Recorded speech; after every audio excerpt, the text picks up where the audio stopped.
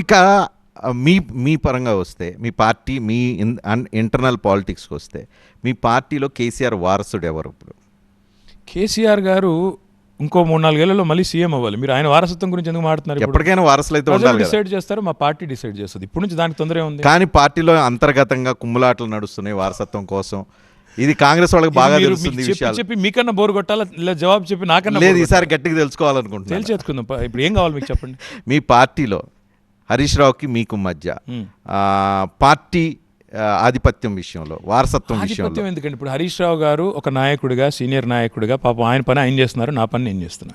అట్లాగే జగదీష్ రెడ్డి గారు ఆయన పని చేస్తున్నారు, సబిత గారు. మీరు ఎవరి గురించి మాట్లాడకుండా ఒక కుటుంబంలో ఉన్న వాళ్ళ చుట్టే తిప్పుతూ ఇదేదో కుటుంబ పార్టీ అని ముద్రేసే ఇప్పుడు కుట్రగా నేను ఎందుకు అనుకోకూడదు? రజనీకాంత్ కుట్ర. సరే, ఇంతమంది సీనియర్లు అనుకోండి కుట్రలాగా. కానీ ఇప్పుడు మీ కుటుంబంలో హరీష్ రావు, మీరు, కవిత ముగ్గురు పొలిటికల్గా యాక్టివ్ ఉంటే నేను ఒకటి అడగనా మరి కాంగ్రెస్ పార్టీలో ఈరోజు 3 ఎంపీలు ఉన్నారండి. సోనియా గాంధీ గారు, ప్రియాంక గాంధీ గారు, రాహుల్ గాంధీ గారు ఒకటే హౌస్లో ఉన్నారు, ఒకటే పార్లమెంట్లో ఉన్నారు. అంటే ఏమైనా ఆధిపత్య పోరు నడుస్తుందా ముగ్గురు మధ్యన? ఎట్లా మాట్లాడతారు ఇట్లా? నాకు అర్థం కాదు. ఎందుకు మాట్లాడాల్సి వస్తుంది ఆ రకంగా? కేసీఆర్ లాంటి నాయకుడి కింద పనిచేయడమే మా అందరి అదృష్టం.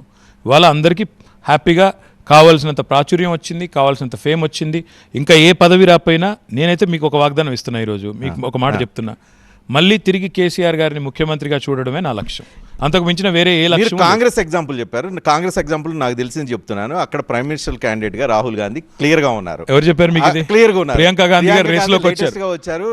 ప్రియాంక గాంధీ గారు రేస్ లోకి వచ్చారు. ప్రియాంక గాంధీ గారు ప్రధానమంత్రి కావాలని ఉవ్విళ్ళు ఊరుతున్నారు. మీకు తెలియదు లోపల ఏం జరుగుతుంది. ఇప్పుడు రేవంత్ రెడ్డి గారు కూడా ప్రియాంక గాంధీ గుంపులో చేరారు. మీకు తెలియదు ఇవన్నీ. నేను చెప్తున్నాను వినండి. బీఆర్ఎస్ లో నెక్స్ట్ కేసీఆర్ తర్వాత ఆ పార్టీ కావచ్చు, తెలంగాణ కావచ్చు, కేటీఆర్ అవుతారా? మిగతా వాళ్ళ సపోర్ట్ సిస్టమ్ ఉంటుందా? డెఫినెట్ గా పార్టీ డిసైడ్ చేస్తుంది. ప్రస్తుతం నాకు ఒక రోల్ ఉంది. Party means KCR or party means entire party? 60 లక్షల మంది కార్యకర్తలు ఉన్న పార్టీ. మాకు స్టేట్ కమిటీ ఉంది, 48 మంది శాసనసభ్యులు, శాసన మండలి సభ్యులు కలిపితే 48 మంది, 4 ఎంపీలు ఉన్నారు, 52 మంది ప్రజాప్రతినిధులు ఉన్నారు, వేల సంఖ్యలో క్షేత్రస్థాయిలో తాజా మాజీ ప్రజాప్రతినిధులు ఉన్నారు.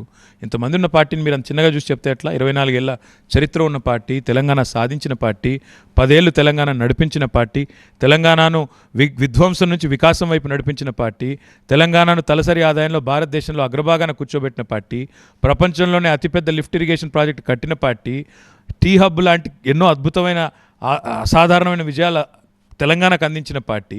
ఇన్ని అందించిన పార్టీని అంత చిన్నగా చేస్తే ఎట్లా రజనీ?